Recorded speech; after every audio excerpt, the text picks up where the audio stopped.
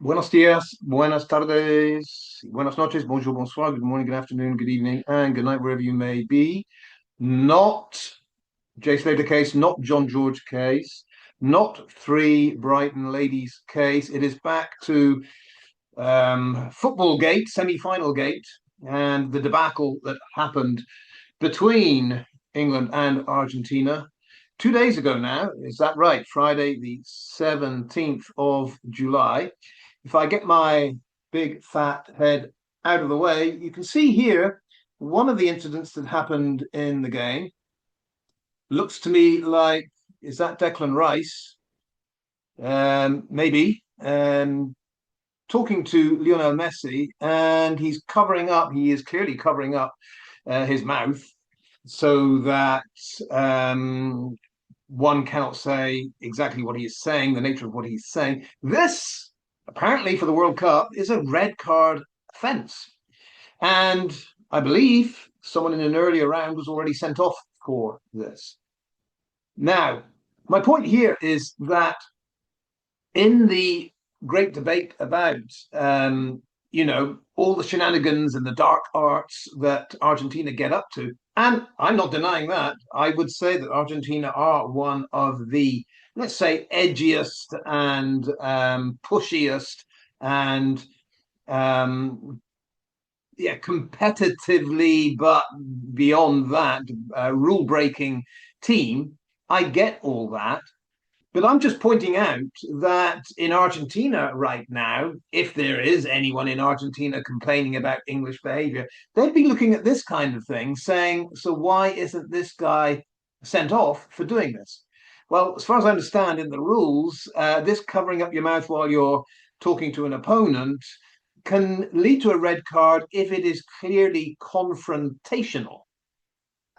And to my mind, this becomes confrontational if Lionel Messi here then goes running to the referee and says, this guy just, said this and I'm outraged, I'm mortally offended. He said something anti Argentinian and he's a racist and he needs to get off the pitch. If the referee can be convinced this is all confrontational, then I would say Declan Rice, yeah, did well to avoid red card, in my estimation. So yeah, for everything you can dig up and say this is appalling, this is atrocious. Argentina should have had yellow cards aplenty, red cards aplenty. Yeah, I'm not disputing that. I'm just saying that we do live in an era where certain images are captured, they go viral, they're reproduced, but some in certain areas will remain unseen. That's not my point of the video. Um, I want to talk a little bit about positional play, positions in football, and to a certain extent, how misleading they are when someone's described as goalkeeper, defender, midfield, forward. In many places these days, that apparently tells you all you need to know about that player, their position, where they play. And I think this is something that has become really misleading. The oldies among us that can go back to the 1970s and remember the total football of the Netherlands and what an amazing team it was. Quite how they didn't win the 1974 World Cup final against West Germany, I don't know. But until that point, the total football of the Netherlands was something to behold. And in essence, the philosophy was that you might nominally have a position on the field, that's where you start, but you should be, if you're playing at this higher level, be able to defend your goal and attack the opponent's goal and be in the middle of the field, spreading the ball wide, distributing passes, and all the rest of it. You should be equally adept at that and not be just a kind of robotic figure that plays in one position. That's why it's called total football. You are a defender and a midfielder and a forward, all rolled into one. So in that Dutch team, for example, if Wim Soerbier or Wim Jansen or Wim van Hanegem, you know, to be in front of goal, they were expected to shoot on target, shoot hard on target, and score to the best of their ability. It was never an excuse that, what, oh, you're a defender. That's why you ballooned the ball 10 yards over the bar. it is how I believe most teams should play. And all teams do play that way to a certain extent. Just to give an obvious example, if the clock is ticking down, it's 1 minute to go in a game, and a team is one down, you often see every single player push up into the opponent's half in a desperate attempt to get that equalizer. I mean, including the goalie. So, if there's a corner, the seconds are ticking down, this is the last chance of the game. The goalie that goes up in the hope of getting the winning header or the equalizing header is no longer a goalie. The whole idea of positional play has gone out the window. That person is not keeping goal because his goal is down the other end of the pitch. He's become an attacker. He's become a forward hoping to score a goal. So, in desperate situations, this whole defender, midfielder, forward is absolute nonsense. It goes out the window. You all have to be total footballers. You are on that field to do a job. And you can't just say, well, I'm a defender, I couldn't score that goal. Or I'm a forward, I don't know how to block a shot like that. I think at this level, we should expect the squad that we take to a World Cup, we again, whichever we that is, England, Argentina, whatever, they should all be able to do the job assigned them. It isn't that outrageous a demand. So now I lead to my point. My point here is a lot has been made of Tuchel's substitutions. Okay? For the sake of argument, let's just assume that Tuchel's idea that England could defend that 1 goal lead for 30 minutes, let's just assume that England had the players to do that. The next question is, which players would you put on that field to get that job accomplished? And my argument here is that because, to my mind, England looked slow, rather sluggish, someone pointed out that the Arsenal and the Villa players had only just finished a few weeks before a bloody hard season with finals that included an awful lot of energy expended. They didn't look fresh to me in that game against Argentina. And there were players in that squad on that bench that were not only 100% fresh, but I would have thought rearing and ready to run their hearts out for the last 20 minutes of that game. And I don't understand why they weren't put on the field. I'm thinking primarily of speedsters like Marcus Rashford. He's damn quick. And why do we need speed in this situation? Because in those last 20 minutes, what it came down to is which player is fast in defense. It doesn't matter if they're a forward or a midfielder or a defender. Please, just shove that lot aside. We have a specific job here. Who is fast when the ball gets crossed in from Messi? Who is fast to then come out of that 6-yard box, absolutely sprinting towards Enzo Fernandez to either block the shot or at least pressure him so he doesn't have all day, all evening to line his long range shot up that beats Pickford and is the equalising goal. Who are those speedsters that can do that? And I would have thought Ivan Toney, I would have thought Rashford, maybe one or two, Trent Alexander, Arnold. I'm trying to think. Cole Palmer, wasn't he left behind? Well, anyway, they were left behind. They weren't on the bench, so you can't deal with it. I'm just saying, England do have players that could have fulfilled that role. The problem here is when you've got a tired defense, you don't have fresh legs, and Argentina is knocking up the door.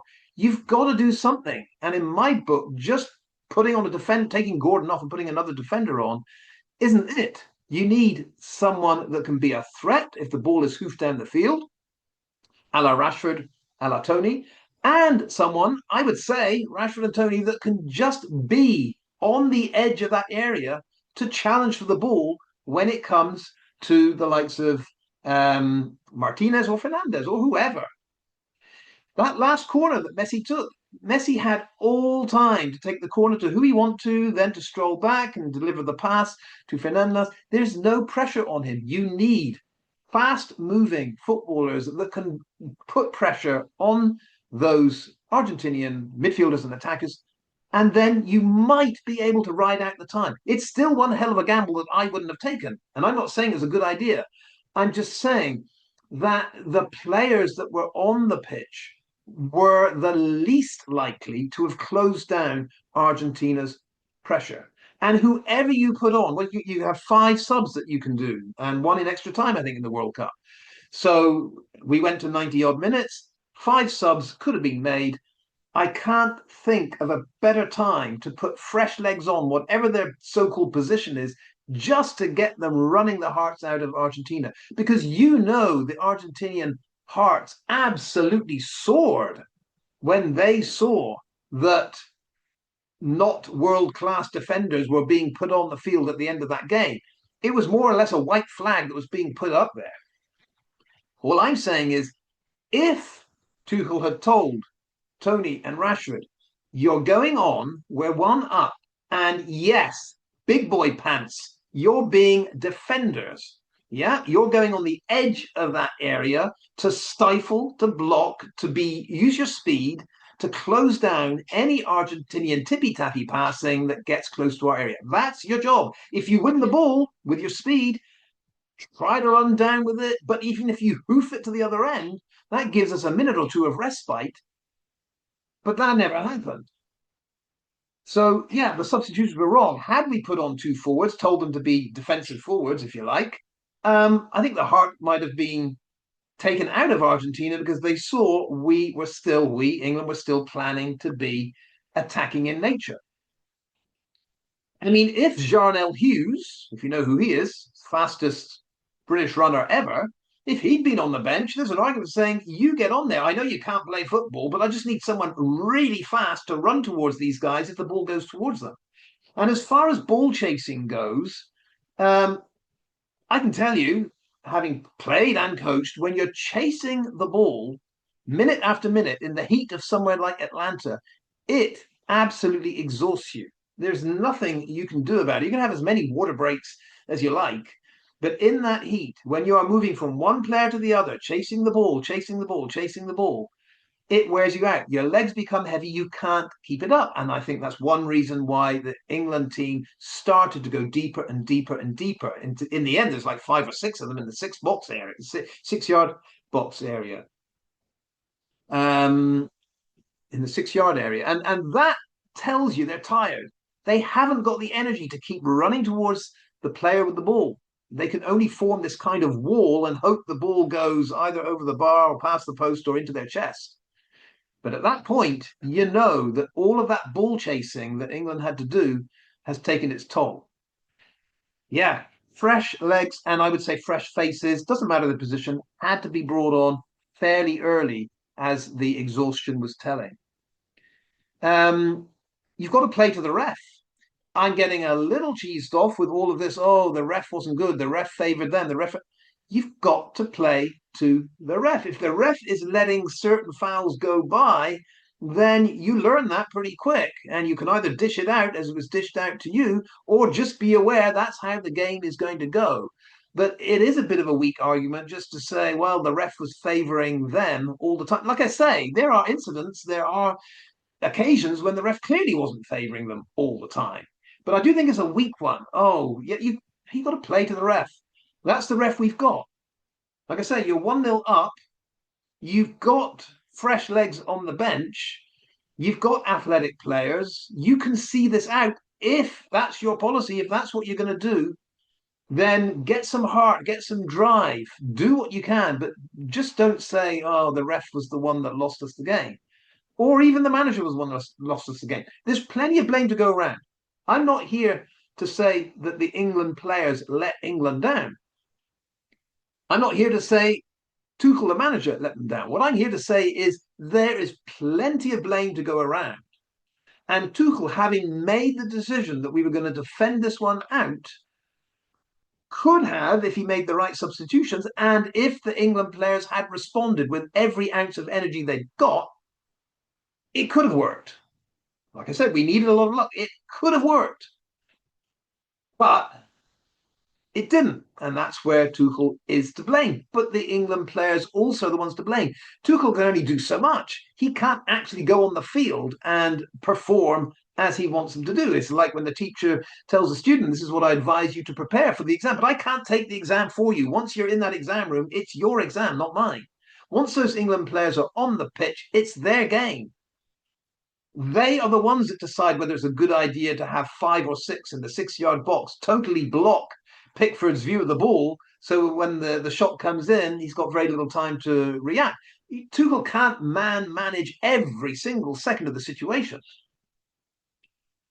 There is so much blame that can be thrown around here.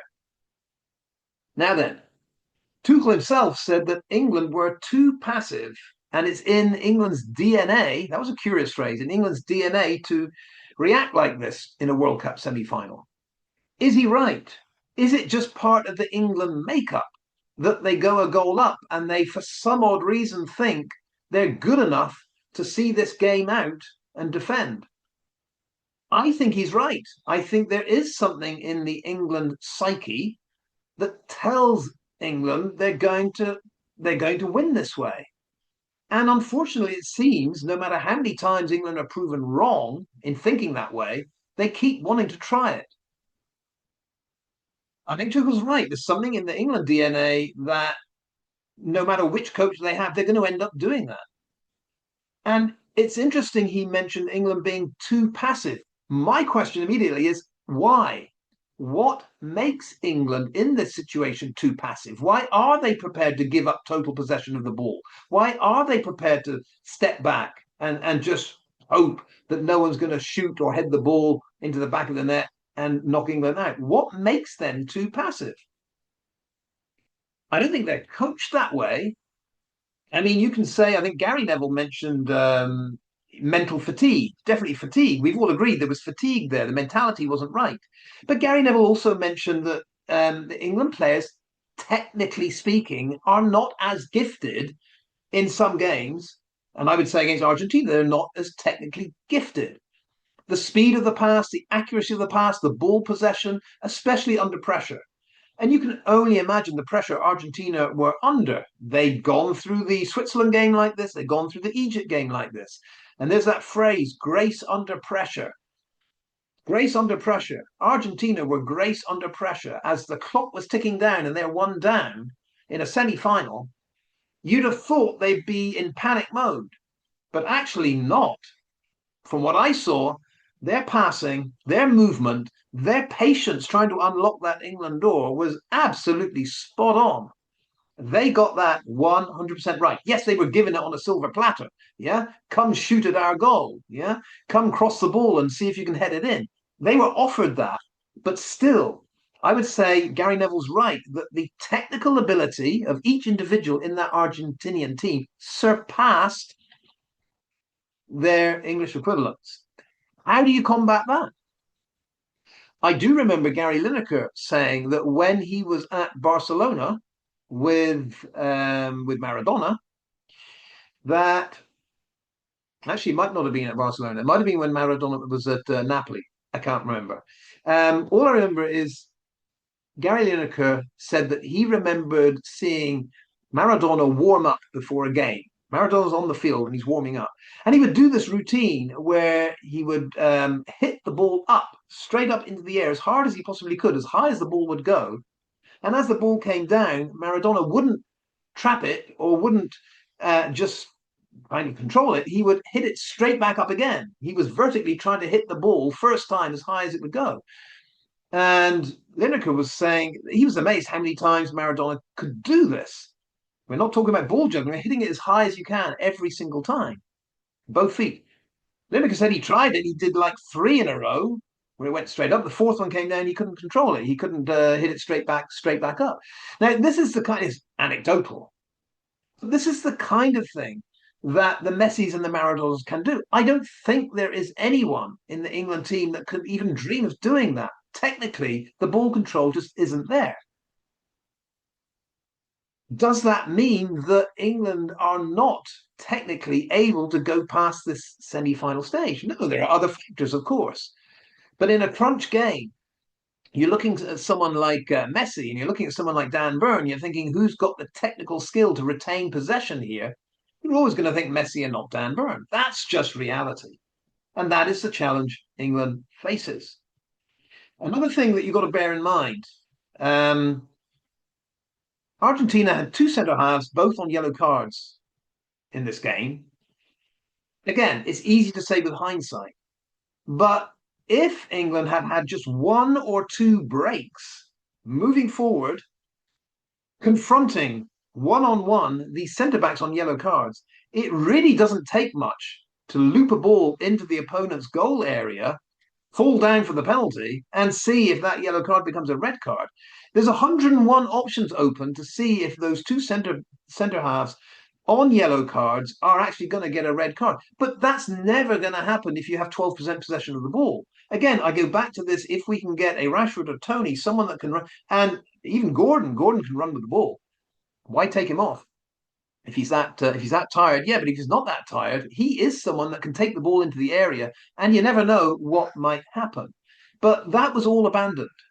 But just to remind everyone, that was a golden opportunity to get one of the Argentinian players off the field legitimately. If they're on a yellow card, take the ball to them, make them commit to a lunging tackle, and see what happens. Not with England, it was never going to happen. And I'll get back to this problem. I see it as a problem, others don't see it as a problem. And it's this wearing the English flag. And where is your heart? Where is your soul? Where is your spirit? Where is your commitment? Is it to that English flag? I think it's a problem. Others might disagree. They might say this isn't a factor. This isn't going to account for whether we win or lose.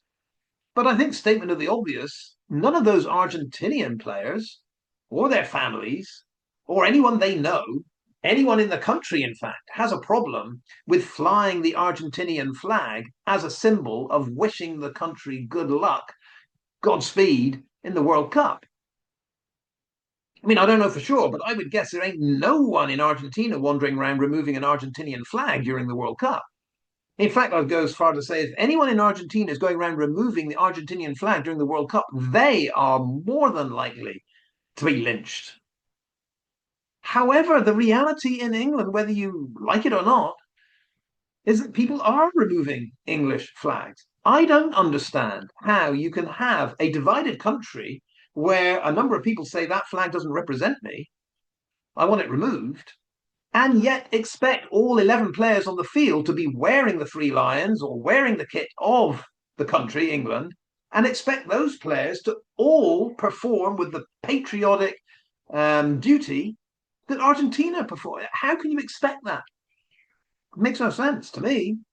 Again, you may argue that's not a big enough factor to change a game, but in a game of small margins, and we're talking very small margins, a 50-50 ball is decided by the person that gets there first. It could be the freshest pair of legs that absolutely adores wearing the Three Lions on their shirt gets there just marginally first. I'm thinking of actually Jed Spence, an amazing tackle in the penalty area. Moments like that make you think, yeah, that person is proud to wear that shirt, but in the totality, in the whole team for 90 minutes, is their commitment to that flag and that shirt equal to the opposition? I would say in the case of England and Argentina, it isn't. And that might be what, going back to Thomas Tuchel, that might be what he's trying to say here with the DNA.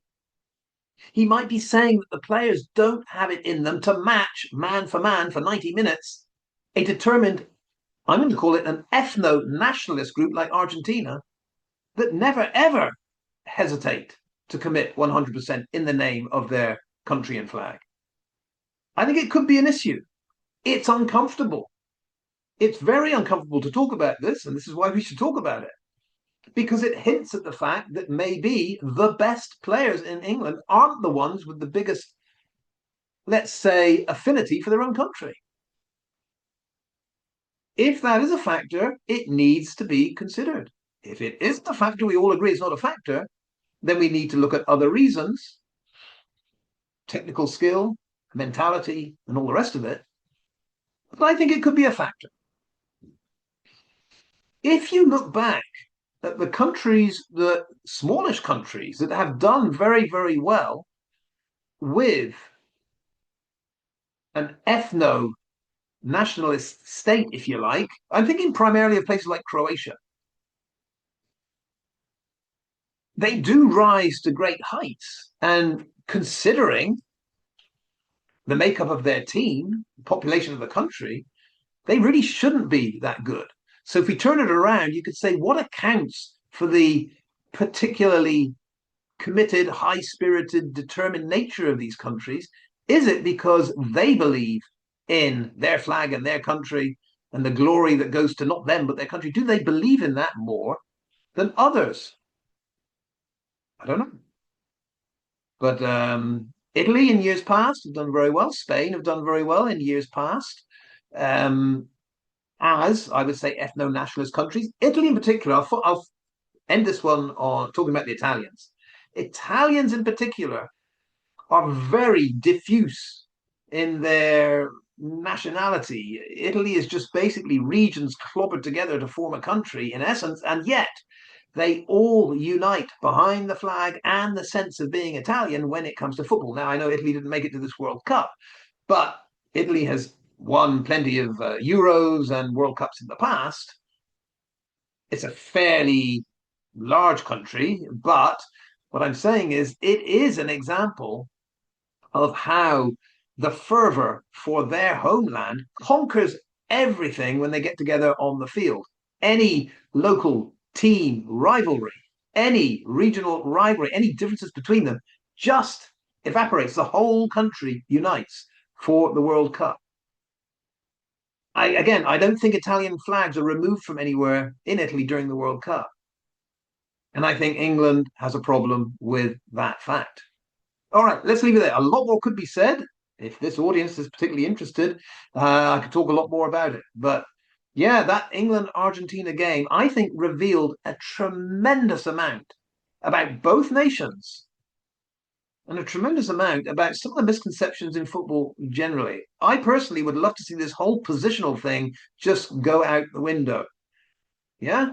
You're a footballer. We need to defend. Your job is to be speedily onto the opposition ball holder to pressure them so they can't shoot and cross.